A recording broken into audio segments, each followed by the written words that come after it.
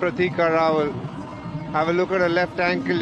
Oh no, that looks rather nasty. Recently જ આપણા Indian ટીમની ઓપનર બેટર પ્રતિકા રાવલને ફિલ્ડિંગ દરમિયાન પગમાં ઇન્જરી થઈ છે. તો એમની શું ઇન્જરી થઈ છે એ આપણે જાણીએ. નોર્મલી જ્યારે પણ આપણું એન્કલ ટ્વિસ્ટ થાય છે તો આપણો પંજો અંદરની દિશામાં વળે છે. જ્યારે પ્રતિકા રાવલ પગનો પંજો બહારની દિશામાં ટ્વિસ્ટ થયો છે, કે જે ઘણી રેર ઇન્જરી છે.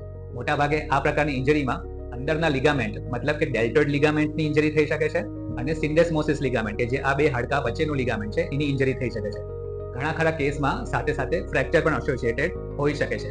આ પ્રકારની ઇન્જરીઝના પ્રિવેન્શન માટે સ્પોર્ટ્સ પ્લેયર અને એથ્લીટ્સને મેચ રમતા પહેલા અથવા ફિલ્ડ પર જતા પહેલા અમુક એક્સરસાઇઝીસ કરવી ખૂબ જ જરૂરી છે. આપણી 5 આંગળીઓના મસલ્સ ભગવાને આપણને બેલેન્સ માટે આપ્યા છે. ભલે આંગળીઓ બહુ નાની છે પણ એ મસલ્સ ઘણા મજબૂત છે. તો એ મસલ્સને વધારે મજબૂત બનાવવું જોઈએ. પગના અંદરના મસલ્સ, પગના બહારના મસલ્સને પણ ટ્રેનિંગ આપીને એને મજબૂત બનાવવું જોઈએ, કે આપણા પગનું બેલેન્સ એટલે પ્રોપ્રાસેપ્શનની ટ્રેનિંગ લેવી ખાસ જરૂરી છે. બેલેન્સ બોર્ડ ઉપર પ્રોપ્રાસેપ્શનની ટ્રેનિંગ લેવાથી આ પ્રકારની ઇન્જરી આપણે પ્રિવેન્ટ કરી શકીએ છીએ.